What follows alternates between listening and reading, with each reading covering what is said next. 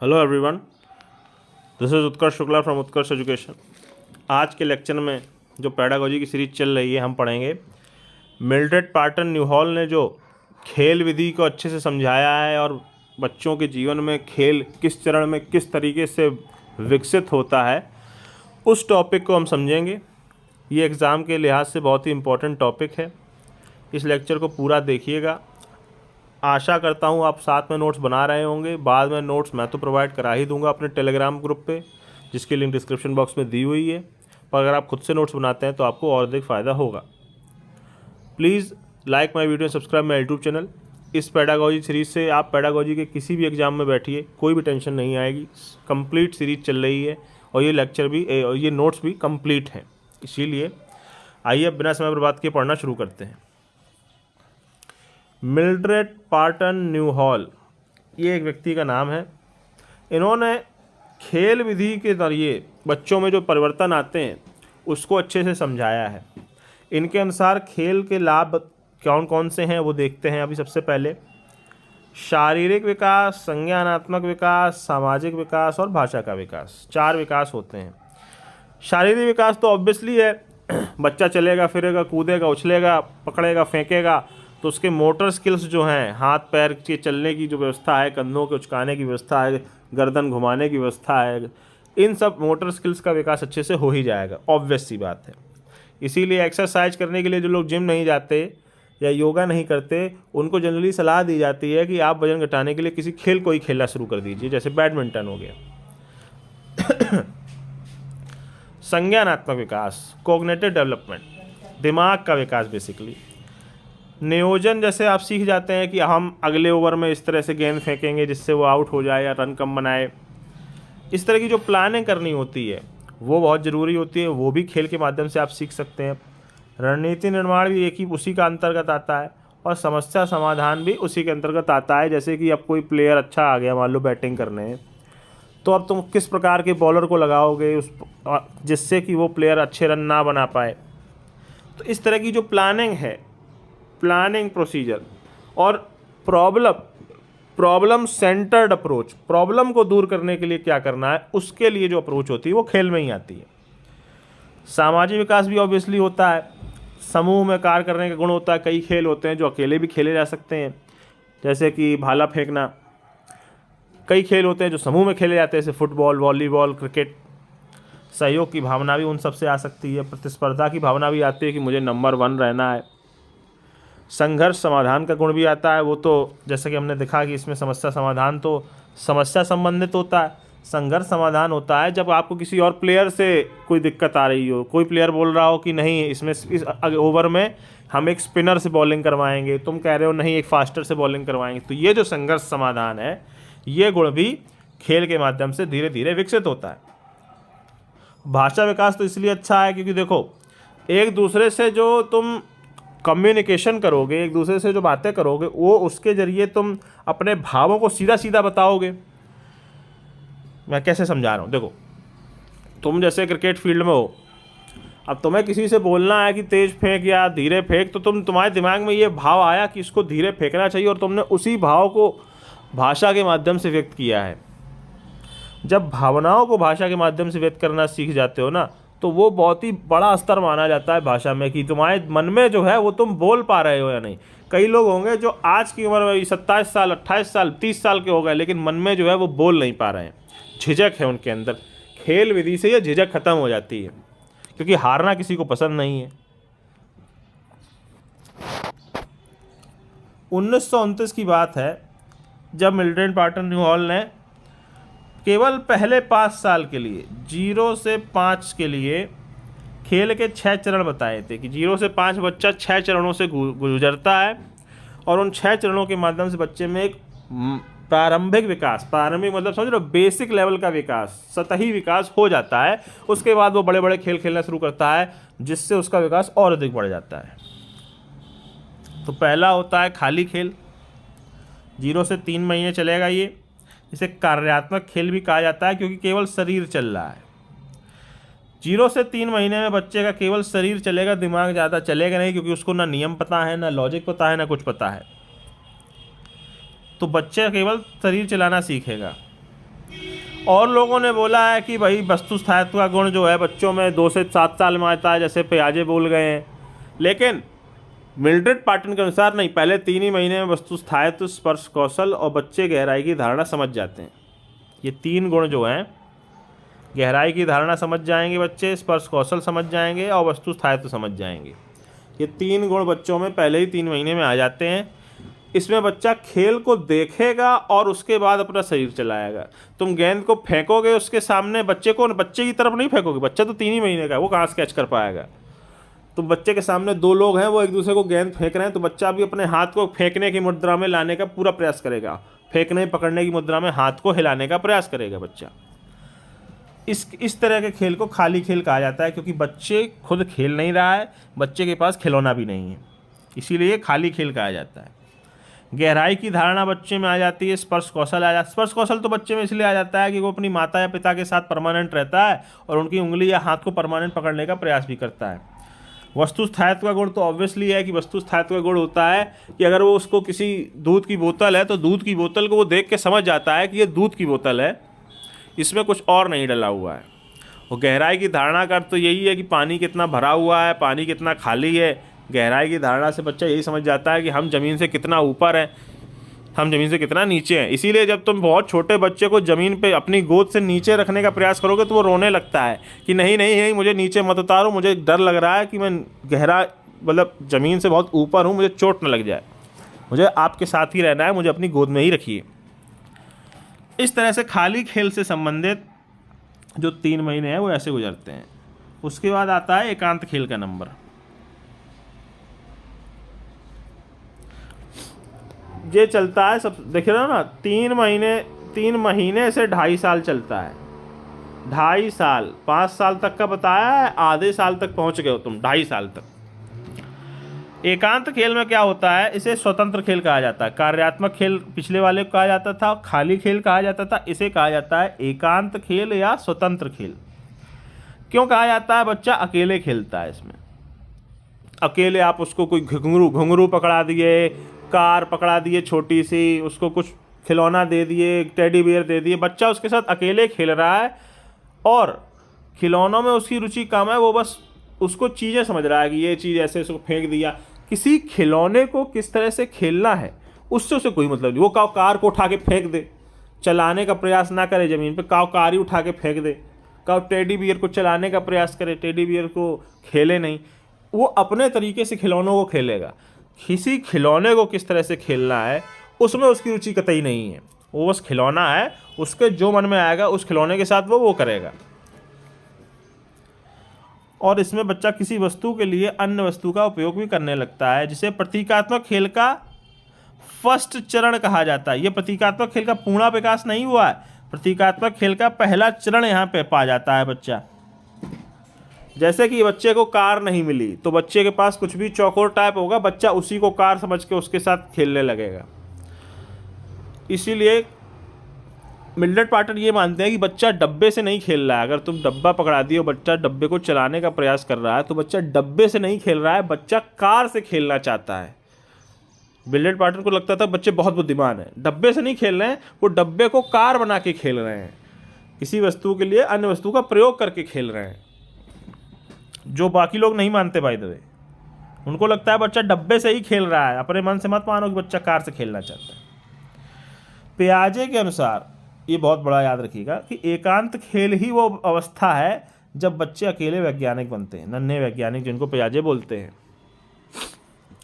Obviously उन्होंने नहीं बोला 0 से 2 साल में नन्हे वैज्ञानिक की गुण आते हैं, तो ये 2.5 साल तक का ये गुण है इनका, तो 2.5 साल तक का ये गुण है, तो एक साथ बढ़िया व्यवस्था फंस जाती है इन दोनों की।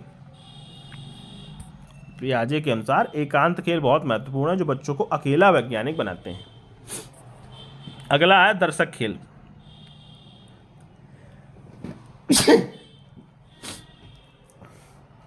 ढाई से 3.5 वर्ष का खेल है। देखो ये 1 साल का, 2.5 से 3.5।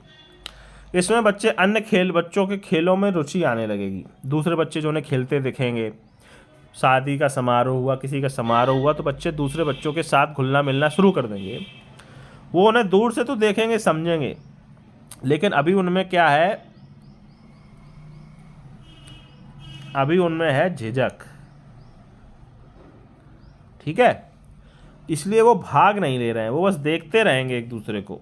और इसी समय हमें आज के बच्चों में ये चेंज लाना है कि तुम बच्चों को मोबाइल ना पकड़ाना शुरू करो। ये झिझक परमानेंट बनी रहेगी अगर आप तुमने मोबाइल पकड़ा दिया और मोबाइल पे वो टेम्पल रन या कोई गेम खेलना, हल्का हल्का कैंडी क्रश कुछ भी खेलना अगर शुरू कर दिए ना इस उम्र में, तो ये जो झिझक है दूसरे बच्चों के साथ वो कभी ख़त्म नहीं होगी। धीरे धीरे वो बच्चे एकाकी हो जाएंगे और फिर तो वो तभी बात किया करेंगे जब ज़रूरत हुआ करेगी। दोस्ती बनाने के लिए बात करना बहुत कम हो जाएगा, जो गलत है। इस श्रेणी में झिझक होती है। और अगले 6 महीने 3.5 से 4 वर्ष के लिए क्या होगा, एक ही जगह खेलेंगे, कई बच्चे खिलौने साझा भी करेंगे पर अभी भी झिझक बनी हुई है, दूसरे बच्चों के साथ खेलना शुरू नहीं कर रहे हैं। ये मिल्ड्रेड पाटन बोल गए हैं, असली में ऐसा नहीं होता है। मैं रिपीट कर दूं, असली में ऐसा नहीं होता है, पर मिल्ड्रेड पाटन के अनुसार यही होगा। उन्होंने गिनती के 10-12 बच्चों प्रयोग किए हैं, उसी के हिसाब से उन्होंने नियम बना दिया है। हमारा सिलेबस बढ़ गया उस चक्कर में फालतू में। बच्चों में इस श्रेणी में क्या क्या होता है वो समझो। अब स्वतंत्र अन्वेषण होता है, मतलब ये कि वो किसी खिलौने को देख के ये खुद ही सोचना शुरू कर देते हैं कि इसको कैसे खेलना है, और दूसरे बच्चों को तो देख ही रहे खिलौने साझा कर रहे, तो उससे भी उनका अन्वेषण बढ़ता जाता है। खोज का अवलोकन होना शुरू हो जाता है कि वो नए नए खिलौने से नए नए तरीके से खेलना शुरू कर देते हैं। वो सोचने लगता है कि इस खिलौने से मैं क्या क्या खेल सकता हूँ। नकल करना सीख जाते हैं क्योंकि दूसरे बच्चों को तो देख ही रहे हैं, एक ही जगह खेल ही रहे हैं और खिलौने साझा कर ही रहे हैं। अभी हमारे यहाँ जो जैसे नहीं होता है कि जो स्त्रियाँ मनरेगा में काम कर रही हैं या कहीं और काम कर रही हैं, उनको आंगनवाड़ी में अपने बच्चे छोड़ने होते हैं, तो आंगनवाड़ी में भी यही होता है ना कि सभी बच्चे एक ही जगह रहते हैं और आपस में खिलौने साझा करके एक साथ खेलते रहते हैं। सबसे ज़्यादा समानांतर खेल का प्रयोग आंगनवाड़ी में ही किया जाता है। ये फैक्ट अपने दिमाग में रख लेना बिल्कुल बिल्कुल। किंडरगार्टन और आंगनवाड़ी में जो बच्चे खेलते हैं ना, जिनकी माताएं काम कर रही हों, घर पे कोई है नहीं, वो समानांतर खेल ही करेंगे। हमारे यहाँ जितने भी बाल गृह हैं वो सब समानांतर खेल को ही प्रोत्साहन करते हैं, जिससे कि हमारे खिलौनों का खर्चा कम हो जाता है। 10-12 खिलौने दे दिए, 50-60 बच्चे आपस में साझा करके खेल लो। और साथ ही साथ इसमें न्यूनतम संचार भी शुरू हो जाता है। झिझक थोड़ी थोड़ी घटना शुरू हो जाती है क्योंकि बच्चे खेल एक ही जगह रहें तो एक दूसरे से चर्चा तो होगी ही ना। खिलौने साझा कर ही रहे हैं तो भी एक दूसरे से चर्चा होगी, तो न्यूनतम संचार शुरू हो जाता है। अलग अलग चीज़ खेल के दौरान ध्यान गई, ये तो धीरे धीरे अपने आप होता ही रहता है, इसकी टेंशन नहीं। ये तुम लोग याद रखना, न्यूनतम संचार और समानांतर खेल आंगनवाड़ी के लिए बहुत ज़रूरी है। सहयोगी खेल होता है अगले 6 महीने 4.5 साल तक। खेलों के बारे में अब चर्चा शुरू हो जाएगी।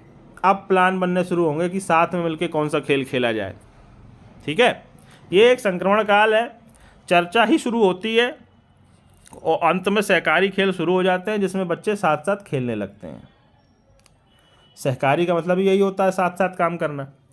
तो सामाजिक की भावना आ जाती है, सामूहिक की भावना आ जाती है और एकीकृत की भावना आती है। एक खेल खेलेंगे जो समाज से जुड़ा होगा या जो ऑलरेडी समाज में खेला जा रहा होगा और समूह में खेला जा रहा होगा, और हमारी खेल भावना उसमें पूरी रहेगी। ये नहीं कि हम चीटिंग करें, मारें पीटें, वो सब नहीं करना है।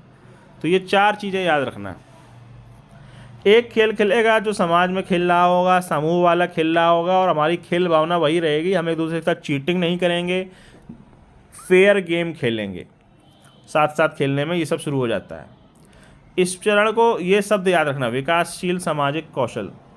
विकासशील मतलब विकास पूरा हुआ नहीं है, होने लगा है, और सामाजिक कौशल मतलब कि समाज में बच्चा अपने स्थान को पाने का प्रयास शुरू कर चुका है।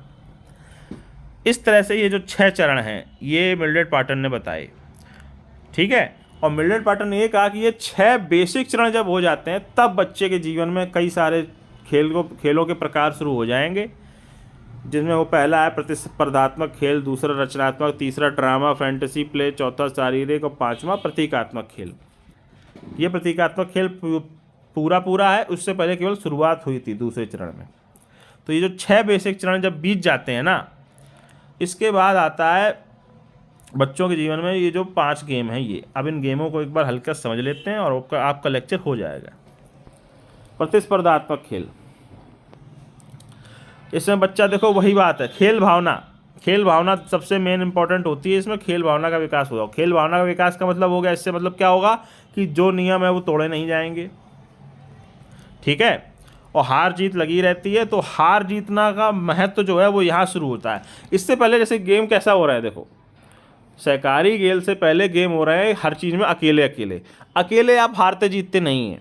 सहकारी खेल में जब पाँचवीं स्थिति जो है छठवीं स्थिति जो आखिरी है 4.5 से 5 साल की, उसमें दूसरे बच्चों के साथ खेलना शुरू करोगे तो सहकारी खेल की स्थिति जो 6 महीने की रहेगी उसमें तुम कैच कैच खेलोगे, उसमें हार जीत नहीं होती। पर उसके जब 5 साल के हो गए तो उसके बाद से ये आने लगता है कि देखे कौन इस गेंद को पहले गिराता है। कैच कैच में जो गिराएगा वो हारेगा, जो नहीं गिराएगा वो जीते।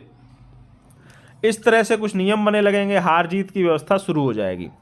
हार जीत की व्यवस्था शुरू हो जाएगी तो बच्चा हार से मुकाबला करना भी सीखेगा, और खेल भावना हो ही रही है तो जीतने के बाद वो घमंड भी नहीं करेगा। तो इस तरह से प्रतिस्पर्धात्मक खेल शुरू हो जाते हैं जो आगे तक चलते हैं। रचनात्मक खेल भी शुरू होते हैं, जैसे कि लेगो दे दिए। लेगो समझते हो क्या होता है? लेगो होता है कि जैसे ये एक पोर्शन है और एक पोर्शन ये है, इनको मिला के कुछ बनाना है तुम्हें, ठीक है, इनको मिला के मान लो तुम्हें कुछ बनाना है तो उसको लेगो कहा जाता है। जो लेगो छोटे छोटे भाग होते हैं उनको मिला के कुछ बड़ा बनाना, जैसे कई सारी चुम्बकें होती हैं जिनको मिला के तुम लोग सांप बनाते हो या कुछ और बनाते हो, उस सबको कहा जाता है कि चीज़ों को जोड़ के कुछ बनाने का, चीज़ों को फिट करके कुछ बनाने का, निर्माण करने का जो गुण है वो रचनात्मक खेल में आता है। इसमें भी हार जीत नहीं होती है शुरू में, बाद में हो जाता है कि कौन देखे कितना जल्दी बना लेता है। 2 सेट दिए गए तुम लोगों को बिल्डिंग ब्लॉक्स के और कहा गया कि एक बिल्डिंग कितना जल्दी कौन बना लेता है, तो उससे भी कंपटीशन थोड़ा बहुत आ जाता है। रचनात्मकता ऑब्वियसली सबसे ज़्यादा सीखी जाती है, सृजनात्मकता भी सीखी जाती है, क्योंकि अपना दिमाग यूज कर रहे हो कि इससे मैं क्या क्या कर सकता हूँ। इन 2 ब्लॉक्स को मैं अगर जोड़ दूँ, एक ये है गोला और एक ऐसा है हॉलो, इनको जोड़ दूँ मैं अगर तो क्या हो सकता है। इस तरह से दिमाग लगाना जब बच्चा शुरू कर देता है तो इसीलिए रचनात्मक खेल से ना सबसे ज़्यादा रचनात्मकता और सृजनात्मकता का विकास होता है। इसीलिए जो तुम प्रगतिशील शिक्षा बोलोगे, रचनात्मक शिक्षा बोलोगे, तो उसमें खेल भी यही यूज होंगे।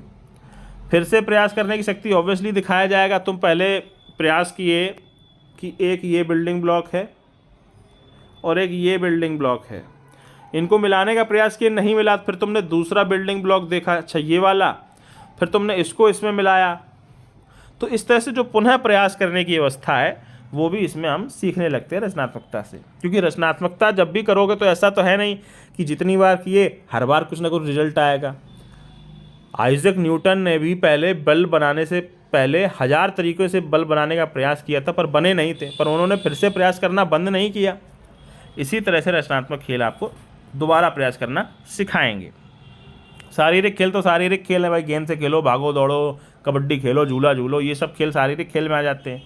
और ड्रामा भी होता है, घर घर खेला जाता है, डॉक्टर मरीज खेला जाता है, राजा रानी की राजा प्रजा, ये सब खेला जाता है।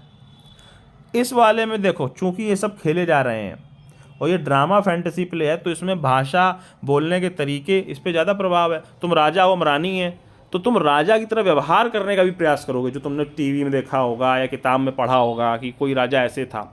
तो उससे तुम्हारी भाषा का विकास होता है, उससे तुम्हारी कल्पना का विकास होता है, क्योंकि तुम इमेजिन करते हो कि कोई राजा किस तरह से बात करता होगा, कोई राजा किस तरह से बात करता होगा, वो भी सोचते होगे। ये सारे गेम अकेले वाले नहीं है, तो सामूहिकता का विकास तो हो ही रहा है और समाजीकरण भी हो रहा है, क्योंकि घर समाज में हिस्सा है, डॉक्टर मरीज समाज का हिस्सा है, राजा प्रजा समाज का हिस्सा है। तो जो भी गेम तुम ड्रामा फैंटेसी में खेलोगे वो कहीं ना कहीं समाज का हिस्सा होंगे। और आखिरी है प्रतीकात्मक खेल। प्रतीकात्मक खेल में गाना गाना जरूरी होता है, गायन, ये बहुत इंपॉर्टेंट है। ये बहुत बार पूछा गया है। लोग इसको ड्रामा और फैंटेसी में लग के एग्ज़ाम में लगा के आते हैं, जो बिल्कुल गलत है। गायन जो है और गाना है तो फिर बजाना भी आएगा, ये सब प्रतीकात्मक खेल में आते हैं। चुटकुले सुनाना, ये भी प्रतीकात्मक खेल में। स्टैंड अप कॉमेडी, मिट्टी से चीज़ें बनाना, ये सृजनात्मक और रचनात्मक खेल में तो आएगा ही, ये प्रतीकात्मक खेल में भी आएगा। क्योंकि जब बच्चा स्वयं के भावों को गाकर, चुटकुले सुनाकर, कुछ चीज़ बनाकर व्यक्त करता है तो विचारों का प्रतीक बन जाते हैं ये सब चीज़ें।